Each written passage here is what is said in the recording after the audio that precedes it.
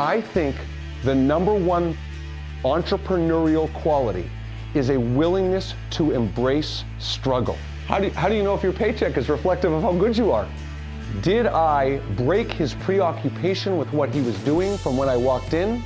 Did I pique his curiosity by the time I left? If in 5 minutes I haven't provided you any value, you won't even have to tell me to leave. I'll walk out before you can even say it. Would you ever just walk up to someone and say, will you do a favor for me? You wouldn't. Well, that's what you do when you do a cold call. Can you go into a cold call with a different mindset where you're actually a resource to them before they're a resource to you? I don't want to take a lot of your time. What my company does is we print bills. But I'm really not that excited to talk to you about printing bills. Is there anything that I could help you with, improve on, a problem I could solve for you, anything? And I go right to the problem solving. Hey, one other question I wanted to ask you. Do you mind, can you give me some feedback on our interaction and whether I made you feel comfortable? You've elevated your prospect and gatekeeper up here. You've made them an expert. They feel really good about being able to talk to you about what you need to do better. You ask for feedback about how they feel, okay?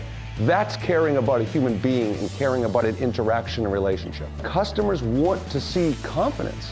They want to see that you're an expert and they know what you do. They just don't want you to jam it down their throat. It's not broken, don't fix it. It's overwhelming to change. That whole bucket and umbrella full of objections. Your response should be, when is the last time you have evaluated an alternative? And if it hasn't been within 1 year, your follow-up should be, pricing's changed, products changed. It is just as important to collect and gather information to know when not to waste time as opposed to knowing how to sell. It's okay if a customer's not worth your time. If you know something about the town going in and it gives you a point of reference when you walk in the door, you know what's happening in their town, it makes you seem very local and connected. Be curious on why you've had 3 rejections in a row on cold calling. Why are you in a rut? What's happening? Stop. So maybe if I look at some different selling strategies, still call on the same amount of prospects, or maybe look at different closing techniques, I can work the same amount and sell 10 more deals over the course of the year. That's all you have to do. It's not about working harder, it's about working smarter. You say, if I was to look and see the pile on your desk in your office, would this be at the top of the pile, the middle of the pile, or the bottom of the pile? Reframe it, make them think about it differently. Change the size of the deal. Use fear of failure as fuel to be better. Do you ever go out of a sales call and say to yourself, man, I never tried saying that sentence before. That really worked well. I got to make sure I do that moving forward. Open and honest communication, in my mind, is the key to any personal, professional relationship being successful. To have the awareness that you're not in the right frame of reference to be selling to a customer.